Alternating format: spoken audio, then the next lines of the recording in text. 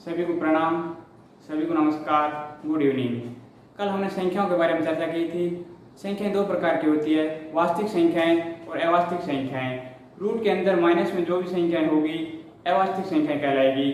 और वास्तविक संख्याओं में प्राकृत संख्याएं वे संख्याएं जो 1 से लेकर अनंत के बीच हो। पूर्ण संख्याएं वे संख्याएं जो 0 से लेकर अनंत के बीच हो। पूर्णांक संख्याएं वे संख्याएं जो माइनस अनंत से लेकर प्लस अनंत के बीच हो। और परिमेय संख्याएं वे संख्याएं जो p/q के रूप में लिखी जा सके, q जहाँ q बराबर 0 नहीं होना चाहिए। और परिमेय संख्याओं में दो प्रकार की संख्याएं आती है, शांत दशमलव प्रकार की संख्याएं और अशांत आवर्ती प्रकार की संख्याएं। उसके बाद अपरिमेय संख्याओं के बारे में चर्चा की।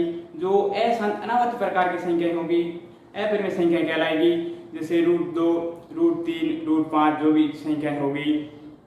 उसके बाद हम चर्चा करेंगे सम और विषम संख्याएं वे सम संख्याएं वे संख्याएं जो 2 से पूर्णतः विभाजित हो, सम संख्याएं कहलाती है।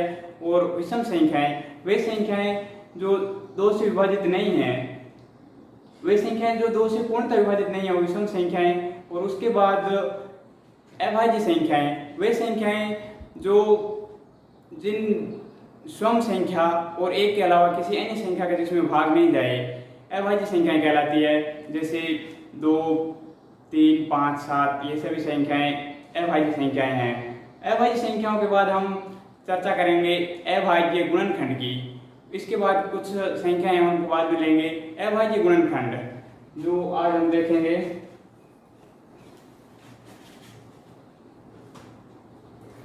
अभाज्य गुणनखंड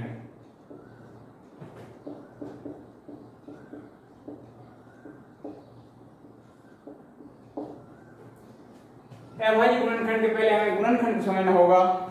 गुणनखंड किसी संख्या को अन्य संख्याओं के गुणनफल के रूप में लिखना ही गुणनखंड कहलाता है। जैसे एक एग्जांपल से देखेंगे हम, कोई संख्या है 30। 30 को हम किस किस संख्या के गुणनफल के रूप में लिख सकते हैं वो देखेंगे, वो उसके गुणनखंड कहलाएंगे। जैसे 1 × 3 के रूप में लिख सकते हैं, 2 × 15, 3 × 10, 5 × 6। और इसके बाद आगे नीचे ये सेम संख्याएं आएगी, लिखेंगे तो भी चलेगा, या फिर इस यहाँ से देख के जो गुणनफल हो गए वो देख लेंगे। 6 × 5, 10 × 3, 15 × 2, 30 × 1। अब जिन जिन से गुणनफल के रूप में लिख सकते हैं ये गुणनखंड देखेंगे।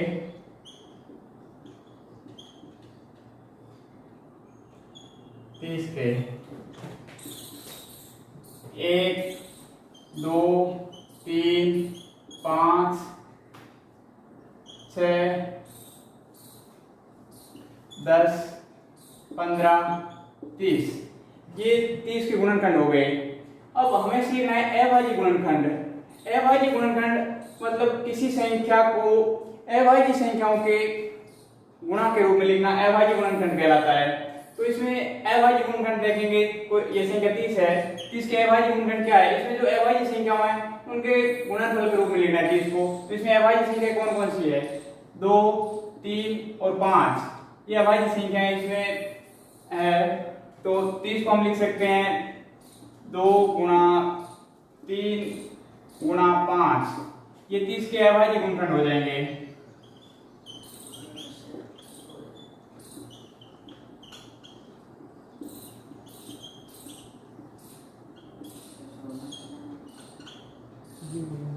इस प्रकार से हमने अभाज्य गुणनखंड देखे।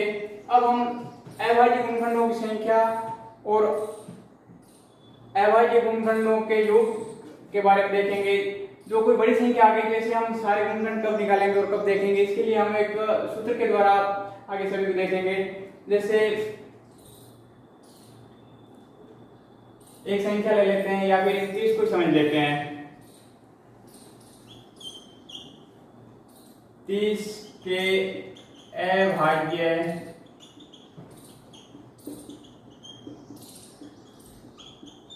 गुणनखंडों की संख्या। 30 के अभाज्य गुणनखंडों की संख्या कितनी होगी? यहाँ हम देखेंगे तो 1, 2, 3 ये 3 30 के अभाज्य गुणनखंड है। तो संख्या में हम सूत्र के रूप में देखेंगे x plus Y plus Z. इस संख्या को पहले एक रूप में लिखेंगे a की पावर x गुणा b की पावर y गुणा c की पावर z। तो इनकी पावर एक एक है सभी की, 3 की पावर 1, 5 की पावर 1 और 2 की पावर 1। तो यहाँ a का मान 2, b का मान 3 और c का मान 5, x का मान 1, y का मान भी 1 और z का मान भी 1। तो इससे यहाँ नीचे लिख लेता हूं मैं, a बराबर 2, b बराबर 3, c बराबर 5, x बराबर 1, y बराबर 1, z बराबर 1। तो इसके अभाज्य गुणनखंड होंगे 1 प्लस 1 प्लस 1 बराबर 3, जो हम यहाँ देख सकते हैं कि 1 2 3, ये 30 के अभाज्य गुणनखंड है। अब देखेंगे 30 के अभाज्य गुणनखंडों का योगफल। तो 30 के अभाज्य गुणनखंडों का योगफल भी इसी सूत्र के रूप में देखेंगे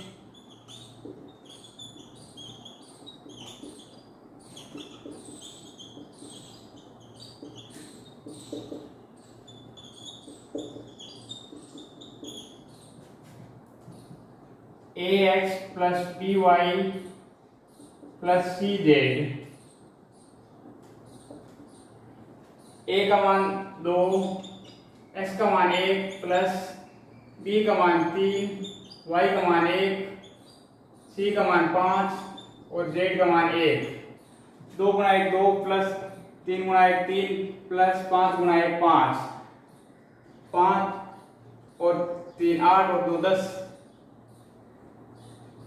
2 प्लस 3 प्लस 5 बराबर 10। तो इनका आप योग करके देख सकते हैं, 2 और 3 5 और 5 10 होंगे।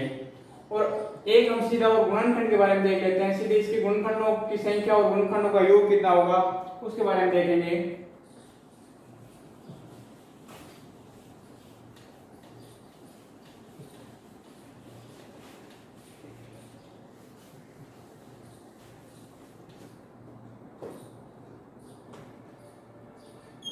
तीस के गुणनखंडों की संख्या, इसके लिए सूत्र है x प्लस 1 गुणा y प्लस 1 गुणा z प्लस 1। x का मान 1, y का मान भी 1 और z का मान भी 1। 1 प्लस 1 गुणा 1 प्लस 1 गुणा 1 प्लस 1। तो 1 प्लस 1 2 गुणा 2 गुणा 2, 2 गुणा 2 4 गुणा 2 8। इसके गुणनखंडों की संख्या 8 होगी, 1 2 3 4 5 6 7 8। इस प्रकार हम आगे देखेंगे 30 के गुणनखंडों की संख्याओं का योग।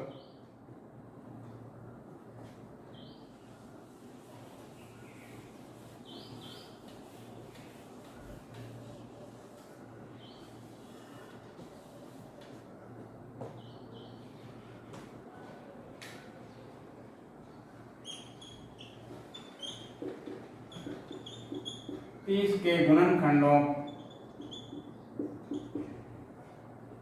का योग, इसके लिए सूत्र है 1 प्लस 1 की पावर 1 प्लस 1 की power 2 plus dot dot dot plus 1 की पावर x, b की पावर 1 प्लस b की पावर 1 प्लस b की power 2 plus dot dot dot b की पावर y, 1 प्लस c की पावर 1 प्लस c की power 2 plus dot dot dot c की power z। Maximum power a में x तक जाना है, b में y तक जाना है और c में z तक जाना है। तो हम देखेंगे 1 प्लस a का मान 2 है, 2 की पावर 1, y का मान 2 की पावर 1। मैक्सिमम यहाँ y का मान भी 1 ही है। यदि y का मान आगे देखते हम कि y की पावर 5 होता तो यहाँ 2 की पावर 1 प्लस 2 की पावर 2 प्लस 2 की पावर 3 प्लस 2 की पावर 4 प्लस 2 की पावर 5 तक जाते, और यहाँ x और y और z तीनों का मान एक है तो मैक्सिमम 1 तक ही जाएंगे। तो 1 प्लस 2 की पावर 1 प्लस b का मान यहाँ 3 है और y का मान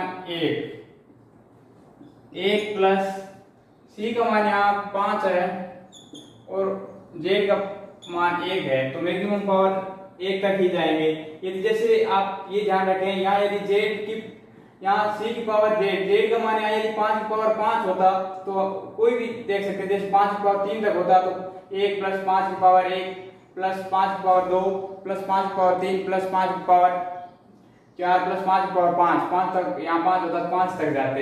इस प्रकार 1 और 2 3 गुणा 1 और 3 4 गुणा 1 और 5 6 4 3 12 गुणा 6 72। इन संख्याओं का योग 72 होगा। आप लोग देखेंगे तो ये 30 के गुणनखंडों का योगफल हो गया।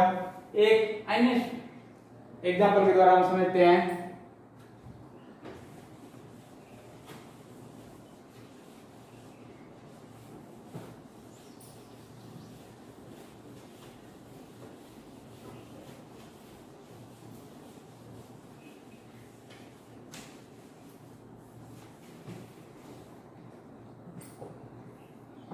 जैसे कोई संख्या ले लिया हमने 150, इसको पहले हम अभाज्य गुणनखंड निकालेंगे। कैसे अभाज्य गुणनखंड निकालने का तरीका देखते हैं 150 का। तो अभाज्य गुणनखंड के लिए सबसे पहले हम देखेंगे कि सबसे छोटी अभाज्य संख्या से शुरू करेंगे और आगे बढ़ते जाएंगे, भाग देते जाएंगे। सबसे छोटी संख्या 2 है अभाज्य, तो 2 का भाग इसमें जा रहा है तो 75। 3 का भाग 2 के बाद 3 अभाज्य संख्या। यदि इसमें दोबारा जैसे यहाँ सम संख्या होती है और 2 का भाग दोबारा जाता है, 2 का भाग और देते। यहाँ ये विषम संख्या है और 2 का भाग नहीं जा रहा है, तो इसके बाद हमने अभाज्य संख्या देखी 3 आती है, तो 3 का भाग इसमें जा रहा है 25 बार, और इसके बाद 3 का भाग इसमें नहीं जा रहा है, 3 का भाग और ज्यादा देते, और यहाँ 3 के बाद अभाज्य संख्या 5 का भाग इसमें जा रहा है तो 5, और इसके बाद 5 में 5 का भाग जा रहा है 1। ये इसके 150 के अभाज्य गुणनखंड हो गए 150 के। तो इनको हम लिख सकते हैं 2 गुणा 3 गुणा 5 गुणा 5। इससे पहले हम लिखेंगे 2 की पावर 1 गुणा 3 की पावर 1 गुणा 5 की पावर 2। इसके बाद में तुलना करेंगे a की पावर x गुणा b की पावर y गुणा c की पावर z के साथ। तो इसके साथ तुलना करेंगे तो a का मान क्या हो गया, a का मान यहाँ हो गया 2, b का मान हो गया 3 और c का मान हो गया 5। x का मान हो गया 1, y का मान हो गया 1 और z का मान हो गया 2। अब हम सभी 150 के अभाज्य गुणनखंडों की संख्या देखेंगे।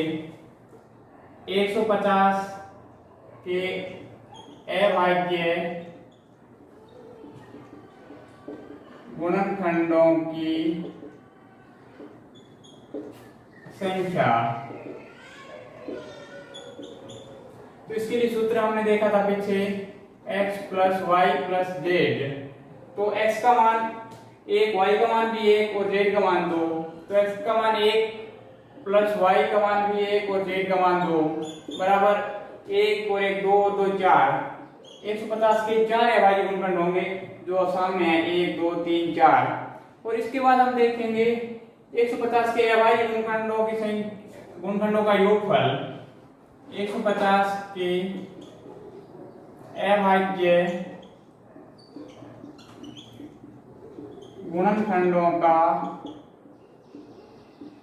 योग।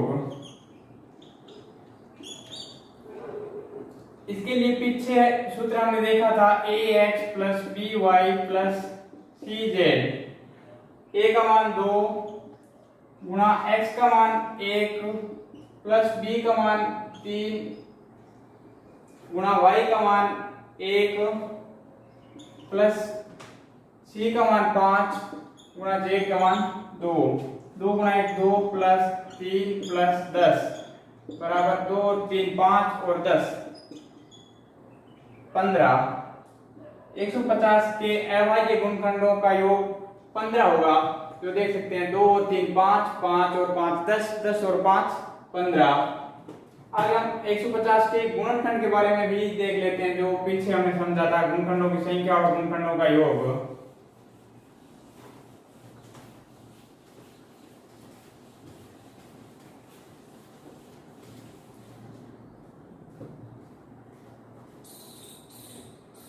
एक 150 के गुणनखंड ये पूछेंगे तो आपको 150 के गुणनखंड निकालने होंगे कि 150 का गुणनखंड, तो 150 में 1 का भाग जाता है, 1 का भाग सभी संख्या में जाता है, 2 का, 3, 5, 6, 10, 15, 25, 30, 50, 75 और 150। ये 150 के गुणनखंड है।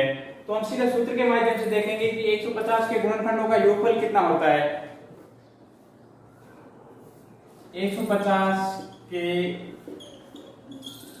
गुणनखंडों की संख्या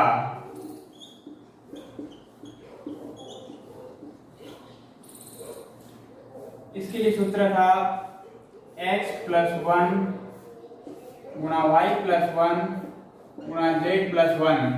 तो x का मान 1 + 1, y का मान भी 1 + 1 और z का मान 2 + 1। तो 1 + 1 2 गुणा 2 गुणा 3, 2 गुणा 2 4 गुणा 3 12। 150 के गुणनखंडों की संख्या 12 होगी, जो आप देखेंगे 1 2 3 4 5 6 7 8 9 10 11 12। इस प्रकार हम आगे देखेंगे 150 के गुणनखंडों का योगफल।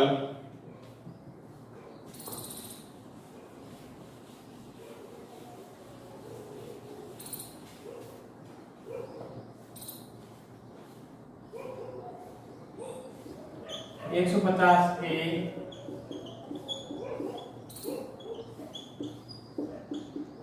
गुणनखंडों का योग, इसके लिए सूत्र था 1 + 1 power 1 + 1 power 2 + 2 dot 1 power x, 1 + b की पावर 1 + b की पावर 2 + डॉट b की पावर y गुणा 1 + c की पावर 1 + c की पावर 2 + डॉट c की पावर z। इसमें मान रखेंगे तो a का मान 1,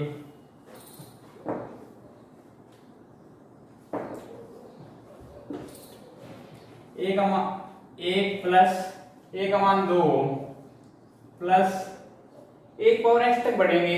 इसमें x की वैल्यू कितनी है? x की वैल्यू 1 है, तो a की पावर आगे नहीं बढ़ेंगे, a की पावर 1 तक ही जाएंगे। a का मान 2 और पावर 1, यहाँ आगे नहीं बढ़ेंगे हम, क्योंकि यहाँ यदि 1 की पावर x का मान यदि 3 होता तो 1 + 2 की पावर 1 + 2 की पावर 2 + 2 की पावर 3 तक जाते, और यहाँ एक ही है 1 + b की पावर 1 + b की पावर 2। b का मान यहाँ 3 है और y का मान भी 1 है, तो y की मैक्सिमम पावर तक बढ़ेंगे। y की मैक्सिमम पावर 1 है, तो 3 की पावर 1 तक जाएंगे। 1 + c की पावर 1 2 z तक जाएंगे। z का मैक्सिमम z का मान 2 है, तो c का मान 5 की पावर 1 गुणा 5 की पावर 1 + 5 की पावर 2। तो इस प्रकार हम देखेंगे 1 + 2 3 गुणा 1 + 3 4 गुणा 1 + 5 6 और 25 31। 31 गुणा 4 124, 124 गुणा 3 372। अब आप देख सकते हैं इन संख्याओं को जोड़ेंगे तो 372 प्राप्त होगा। आगे हम एक सीधा अभाज्य गुणनखंडों के बारे में एक सीधा क्वेश्चन पूछ दिया जाता है अलग प्रकार से देकर, तो हम कंफ्यूज हो जाते हैं कि इनका मान क्या होगा।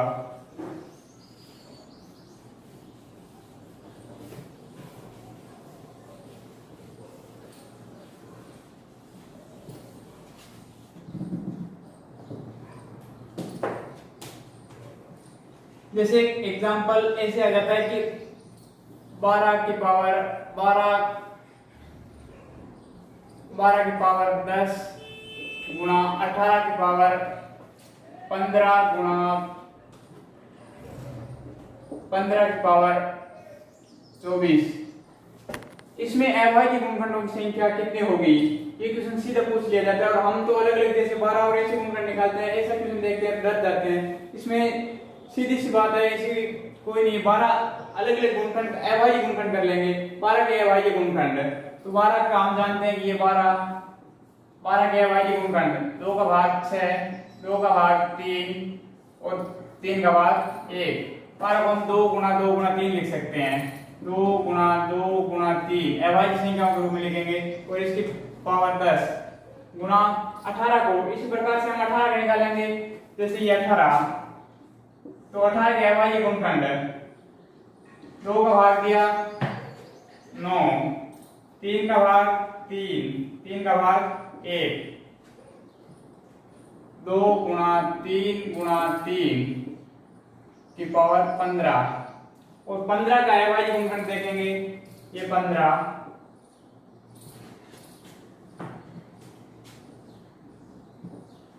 में 3 का भाग 5, 5 का भाग 1, तो हम लिख सकते हैं 3 गुणा 5, 3 गुणा 5 की पावर 24। ऐसे हम देखेंगे गुणन के रूप में जो संख्या होती है उनकी अलग अलग पावर आ जाती है। जैसे इसे हम लिख सकते हैं 2 की पावर 10 गुणा 2 की पावर 10 गुणा 3 की power 10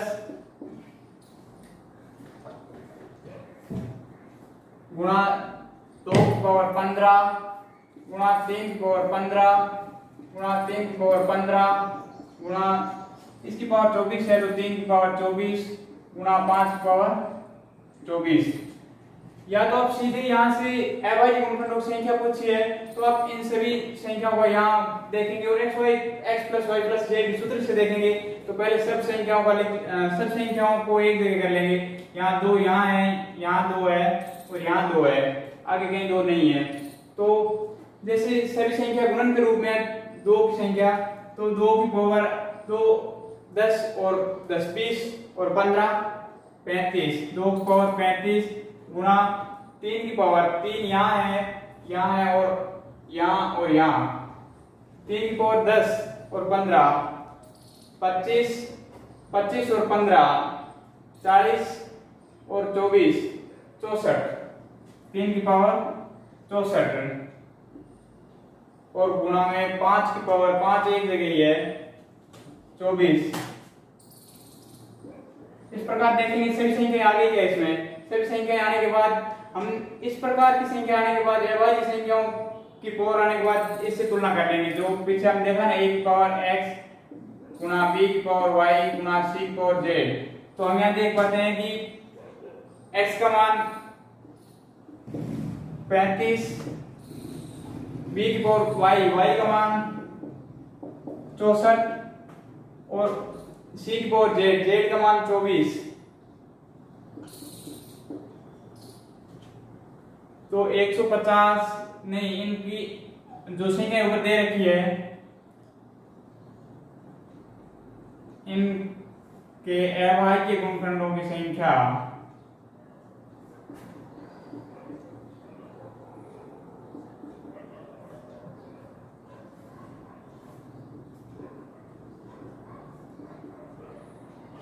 x plus Y plus Z. x का मान 35 प्लस 64 प्लस 24, 35 प्लस 64 प्लस 24, 35 और 64 और 24, 5 और 4 9 और 4 13, 1 और 2 3, 3 और 6 9 और 3 12, 123 आएंगे इनके अभाज्य गुणनखंडों की संख्या। एक एग्जांपल और इस प्रकार का देखेंगे। ये क्वेश्चन हो गया कि अभाज्य गुणनखंडों की संख्या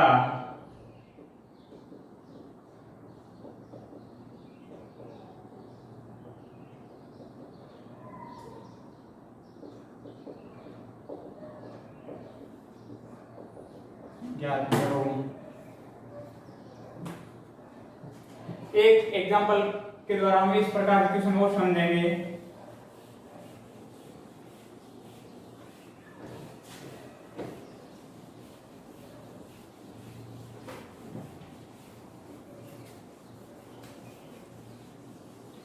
कोई संख्याएं जब दशमलव के रूप में आ जाए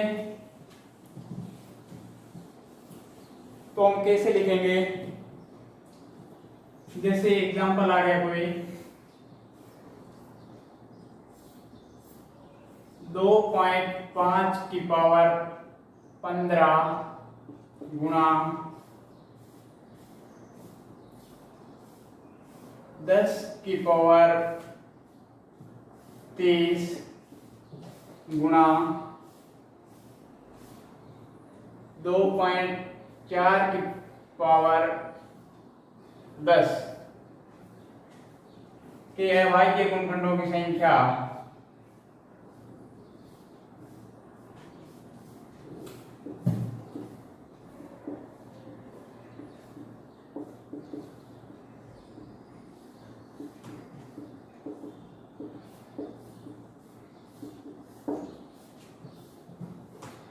पहले जो संख्याएं दशमलव में है उन संख्याओं को हम दशमलव हटा के परिमेय संख्या के रूप में लिखेंगे।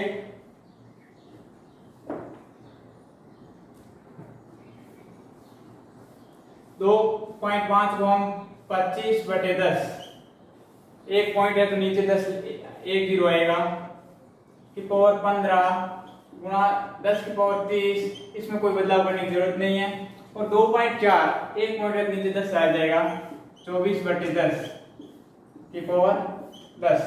इस प्रकार हम देखेंगे अलग अलग देखेंगे तो 25 की पावर 15 अलग अलग भागों में डिवाइड है, दोनों की पावर 15 है। ये 25 की पावर 15 आ जाएगी और बट्टे 10 की पावर 15 आ जाएगी गुणा 10 की पावर 30 गुणा 24 की पावर 10 गुणा ये 10 की पावर भी 10 आ जाएगी। अब इन संख्याओं को पहले सोल्व करेंगे तो 10 की पावर 15 और 30 ऊपर 10 नीचे 10 की पावर सॉरी नीचे आएगा भाग में हम तो नीचे आएगा 24/10 की पावर 10। तो नीचे 10 की पावर 15 और 10 25 हो गई और ऊपर 10 है तो इसे 25 की पावर 15 गुणा 10 की पावर 5 गुणा 24 की पावर 10 लिख पाएंगे। अब इन संख्याओं के अभाज्य गुणनखंड करेंगे तो 25 को हम 5 गुणा 5 लिखेंगे, अभाज्य गुणनखंड 5 गुणा 5 होंगे की पावर 15 गुणा 10 को हम 2 गुणा 5 लिख सकते हैं, 10 को 2 गुणा 5 की पावर 5, 24 को 2 गुणा 2 गुणा 2 गुणा 2 4 गुणा 2 8 गुणा 3 24 की पावर 10। इस प्रकार सभी को अलग अलग लिखेंगे, आगे ऊपर देखेंगे वापस इसके बाद।